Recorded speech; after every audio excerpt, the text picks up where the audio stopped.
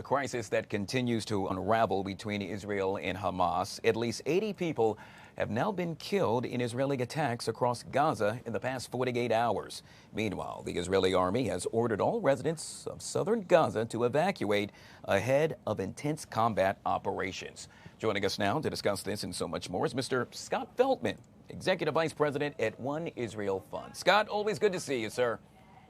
Always a pleasure. Thank you, Guy. All right, we had a lot to talk about. In this case, we're going to start off with the latest with regard to the Israeli army ordering all residents in southern Gaza to evacuate or else. What's the reasoning behind all of this?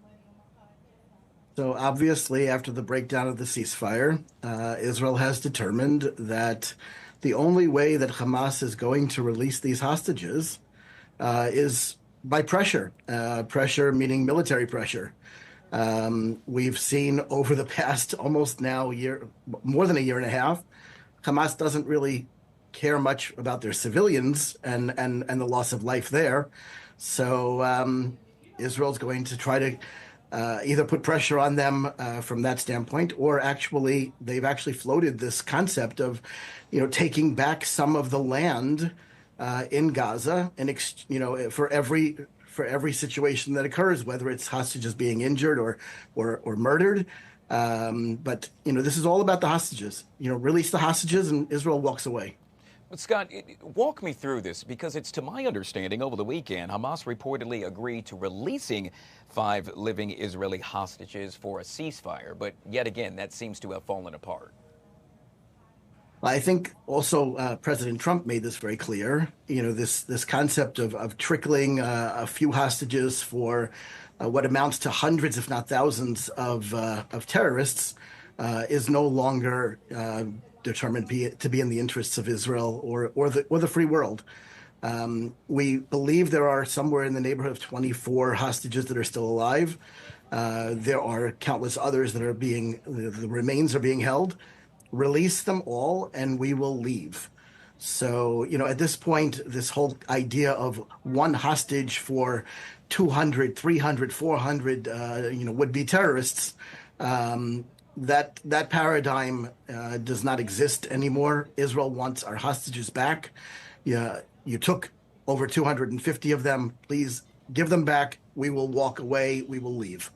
Yeah, we all know that we want peace within that region. We also know that according to the UN, they now state that they expect to run out of food in the Gaza region within the next 2 weeks. U.S. officials saying it uses that aid to support bakeries to produce bread, kitchens cooking hot meals, and the distribution of food parcels directly to families.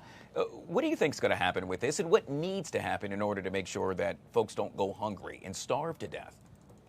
What needs to happen is that Hamas needs to take all of the supplies and food that they've basically stolen and brought down into their tunnels and needs to basically bring that back out to the citizenry.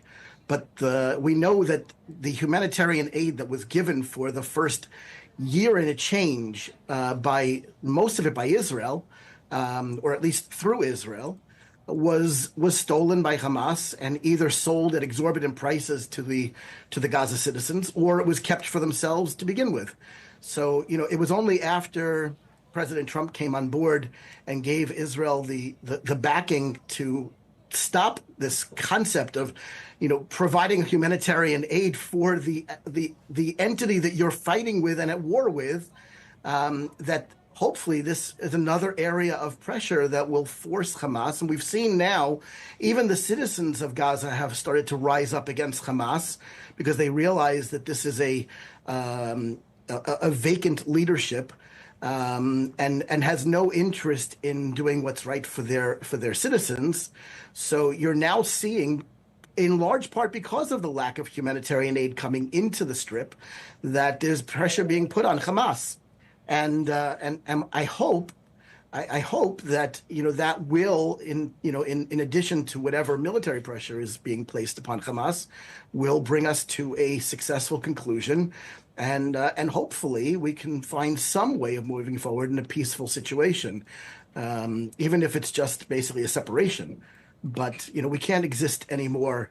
18 years of rocket and missile attacks, infiltrations, and now, hostage taking. It's just not a way for a society to exist. Scott, will end with this, and that is we are getting reports that 15 Palestinian paramedics and rescue workers, including at least one United Nations employee, were killed by Israeli forces one by one and then buried in a mass grave 8 days ago in southern Gaza. That according to the United Nations. If this indeed happened, is this not a war crime?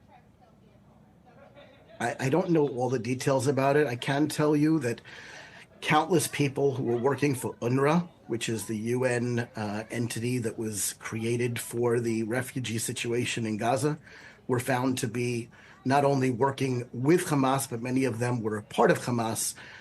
I don't have the details on this. Obviously, it will have to be investigated.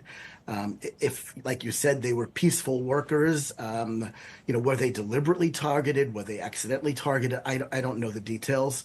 I do know that Hamas has quite often put citizens in harm's way in order to protect themselves. So, there's a lot of details that will need to come out. Unfortunately, there's very little that you can trust coming out of the Gaza Strip because most of the media and most of the reporting is controlled by Hamas. So hopefully we'll find out more information in the coming days. Yeah, we will continue to monitor that disturbing story as well. Scott Feltman, Executive Vice President, One Israel Fund, joining us right here on the Live Zone. Always good to see you, sir. Thank you so much for coming on the show. Guy, it's always a pleasure. Thank you.